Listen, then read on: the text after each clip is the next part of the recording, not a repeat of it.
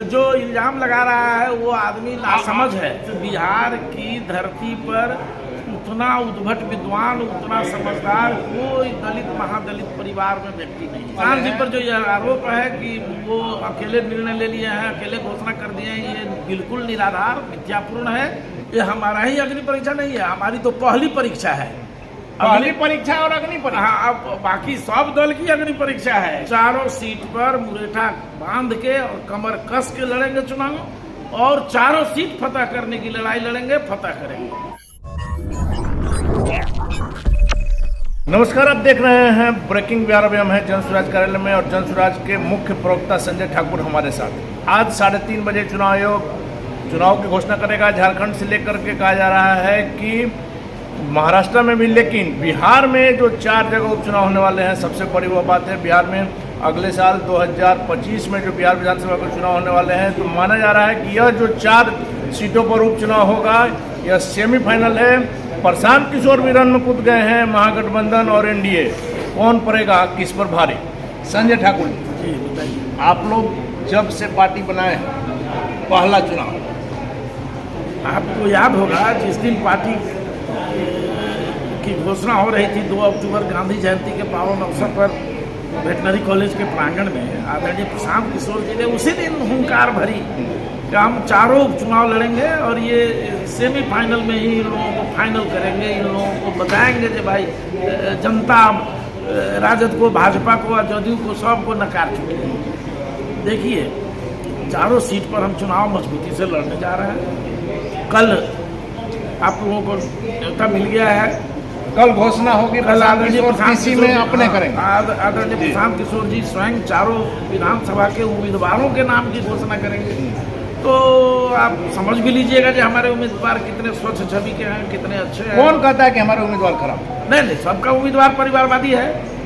कोई परिवार के पार्टी के रूप में कैंडिडेट हो रहा है, कोई किसी रूप में। बताइए, आप देखिए ना, राजद के प्रदेश अध्यक्ष है, उनका बेटा एमपी भी हो गया है, वो बेटा उनका विधानसभा लड़ने के लिए। आपका प्रशांत किशोर का कोई परिवार लड़ने लायक नहीं है, इसलिए नहीं दे रहे हैं? ऐसा नहीं है। हम परिवारवादियों के विरोधी हैं, जातिवादियों के विरोधी हैं। हम तो बिहारवादी हैं।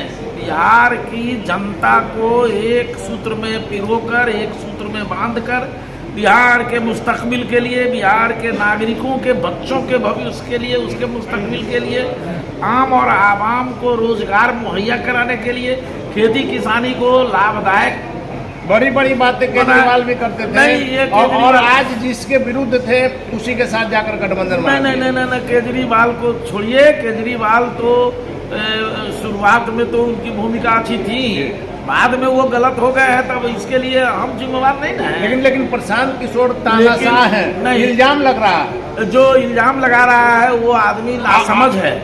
प्रशांत किशोर जी शुद्ध डेमोक्रेटिक हैं, शुद्ध रूप से गांधीवादी हैं, शुद्ध रूप से अम्बेडकरवादी हैं, शुद्ध रूप से जननायक कर्पूरी ठाकुर के विचारधारा को जन जन तक पहुंचाने वाले हैं, पहुंचा रहे हैं। और वो लोकनायक जयप्रकाश और डॉक्टर मधुलिमय और जैसे समाजवादियों से वो प्रेरित हैं। इसलिए उनके सीने में बिहार को बदलने का जो जज्बा है, जो लोग उनके साथ जुड़ रहे हैं उसी जज्बा के साथ जुड़ रहे हैं। जिनके पास जज्बा नहीं है, जो क्षणिक लाभ के लिए हमारे यहाँ आते हैं, लाभ नहीं मिला, पद नहीं मिले तो रूस जाते हैं, फिर खिसिया के बाद जाते हैं। ऐसे भी कुछ लोग आते जाते रहेंगे। आपका इशारा किधर है समझ रहे हैं, लेकिन हम उस पर नहीं जाएंगे। हम उस पर नहीं जाएंगे। लेकिन एक हकीकत बात बता रहे हैं। राजनीतिक दल में कुछ लोग इसीलिए जुटते हैं जो हमको तात्कालिक राजनीति आज लाभ का ही बिजनेस हो गया है सीधे तौर। तो नहीं, यहाँ त्याग का ये राजनीति हो रही है। जो अपना सेक्रीफाई करेगा, जो अपना खून पसीना बहाएगा, जो बिहार को बदलने में अपनी ताकत, अपनी ऊर्जा, अपनी बुद्धि, अपनी संसाधन लगाएगा, वही असल बिहार का काबिल आदमी होगा, वही असल जनसुराजी होगा। हम इस पर भी आएंगे, 4 जगह जो उपचुनाव होने वाले। लेकिन प्रशांत जी पर जो आरोप लग रहे हैं, खास करके 2 तारीख के बाद, 2 अक्टूबर के बाद जो तस्वीरें सामने आई, जिस प्रकार से प्रदेश अध्यक्ष बिना किसी के सलाह के बनाया गया, आप कैसे जानते हैं? आपके पार्टी के कई लोगों का कहना, जिन लोगों को कहना है वो सलाहकार समिति में नहीं ना है। आपसे पूछा गया था? बताइए ना। पहले सारी योजना मनोज भारती को बनाने से पहले आपसे राय मशवरा प्रशांत किशोर ने की थी। उनको किसी से राय, हम लोग तो पूरा अधिकार है उनके हवाले सौंपे तो हुए मैंने हैं। कि जन सुराज में जो भी करता देखिए, रहता है नहीं, नहीं। प्रशांत किशोर वो सर्वमान्य नेता है जन स्वराज के, सर्वमान्य नेता नीतीश कुमार लालू प्रसाद नहीं है। हैं, लेकिन आदरणीय प्रशांत किशोर जी सेंट्रल कमेटी है, कोर कमेटी है, बहुत सारा विंग है जिसके साथ वो बैठते हैं, विचार विमर्श करते हैं और डेमोक्रेटिक तरीके से 2-3 नाम पर डिस्कशन होता है, एक नाम को अंतिम रूप दिया जाता है। तो अध्यक्ष के चयन में भी यही प्रक्रिया अपनाई गई है। जो लोग बाहर से बोल रहे हैं उनको जानकारी नहीं संजय है। ठाकुर जी, आप काफी दिनों तक हम कह सकते हैं कई दशक तक पत्रकारिता में रहे हैं, काफी विद्वान आदमी हैं। आप ही बताइए कि जब आप देश के प्रधानमंत्री पर आवाज उठाते हैं, मुख्यमंत्री नीतीश कुमार जो लगातार करीब 20 सालों से मुख्यमंत्री उन पर आवाज उठाते हैं, लालू प्रसाद पर उठाते हैं, तो आप पर आवाज नहीं उठेगा? क्यों नहीं उठाए? डेमोक्रेसी है। आप तो अभी सत्ता में भी नहीं है, हाँ, बात वही कर रहे हैं। लोकतंत्र है। हर राजनीतिक दल को हमसे सवाल करने, हम पर उंगली उठाने, हमारी आलोचना करने का राइट है। तो आप इस सवाल को आप खारिज कर रहे हैं कि प्रशांत जी ने जो अपना आपका जो यहाँ का कार्यवाहक प्रदेश अध्यक्ष बनाया गया है, इसमें सब लोगों से सलाह लिया था। हाँ, सब लोगों से सलाह लेकर के बनाया, मैक्सिमम लोगों से। अब कुछ लोग उसमें सलाह लेने सबों से संभव नहीं है, लेकिन जो कमेटी, हाँ, जो कमेटी है, बिना सलाह के देखिए आदरणीय प्रशांत जी कोई भी निर्णय लेते हैं तो बिना लेकिन सर एक से और मानना होगा, मनोज भारती को इसके पहले हम भी आपके कार्यालय में कभी नहीं देखे। कार्यालय वो आते कहाँ थे? कार्यालय वो आते कहाँ थे? मनोज भारती जी एसेट ऑफ द स्टेट है।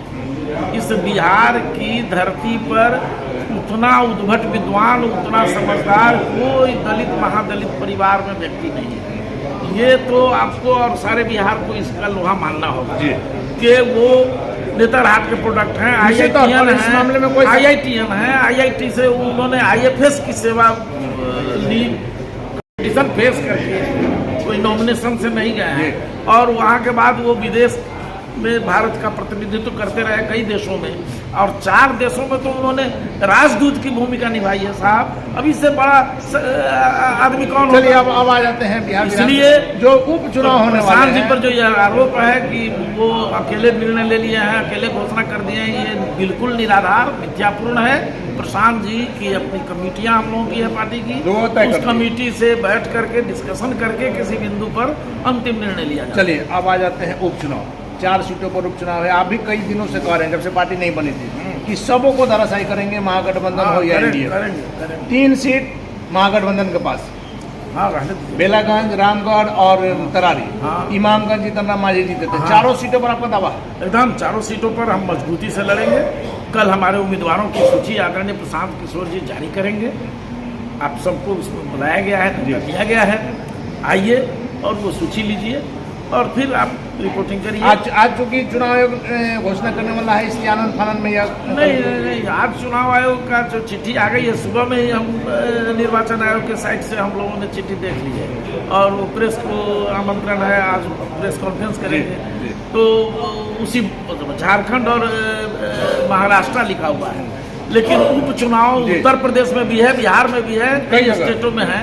तो इसकी चर्चा उस पत्र में नहीं है। फिर भी हम लोग मांग के माना जा रहा है कि उसका भी घोषणा हो। हाँ, उसी के साथ उसका भी घोषणा करेंगे। चारों सीटों पर जातीय समीकरण का भी ख्याल रखा हुआ, जिस प्रकार से प्रदेश अध्यक्ष में आप लोगों ने दलित को बनाया। देखिए, जो सीट जहाँ का है उस तरह से उसी अनुपात में ना हम टिकट देंगे। अब इमामगंज जो है सो वो दलित का सीट है, रिजर्व सीट है, तो हमारा कैंडिडेट वहाँ दलित ही होगा निश्चित रूप से। इसी तरह से कहीं मुस्लिम लड़ेंगे, कहीं सवर्ण लड़ेंगे, कहीं अति पिछड़ा लड़ेंगे। यही ना समाज में वर्ग है, इसी वर्ग में से ना कैंडिडेट देना है। प्रशांत किशोर का अग्नि परीक्षा एकदम, ये हमारा ही अग्नि परीक्षा नहीं है, हमारी तो पहली परीक्षा है। पहली परीक्षा और अग्नि परीक्षा। हाँ, अब बाकी सब दल की अग्नि परीक्षा है। हाँ, यही चुनाव फैसला करेगा जो बिहार का मुस्तकबिल कहाँ जा रहा है। विरोधी कह रहे हैं कि प्रशांत किशोर कहीं नजर नहीं आएंगे, उपचुनाव में पता चले। अच्छा, तो ये हमारी तरफ से उनको संदेश दे दीजिए, इसी चुनाव में जब हम लोग जो राजपाइश कर रहे हैं, अखाड़ा के मैदान में कूद रहे हैं, जब लंगोटा हम कैसे ही लिए हैं, तब अब कौन जीतेगा हारेगा ये तो जनता। संजय ठाकुर जी, आखिरी जो लोग हवा में अभी तैर रहे हैं उनको हवा में तैरने दीजिए, मुगालते में जीने दीजिए। आखिरी सवाल है, 243 सीटों पर आप लोग लड़ेंगे 25 में। हाँ। आज 4 सीटें, कितनी सीटों पर जीतोगे? ये कहना तो नहीं, आप लोग दावा कर रहे हैं कि अगर 130 पर भी जीतेंगे तो हम मानेंगे कि हमारी हार है। हाँ, प्रधान जी ने पूरे मन से कहा है। तब आप मान के चलिए जो हमारा टारगेट उससे बहुत बड़ा है। तो माना जाए ना कि 4 में 4।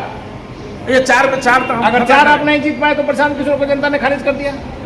क्या 4 नहीं जीत पाए तो जनता कैसे तो खारिज कितना है, वही हम जानना चाह रहे हैं। कितनी सीट होगी तो आप मानेंगे कि जनता ने प्रशांत किशोर को हाथ दिया?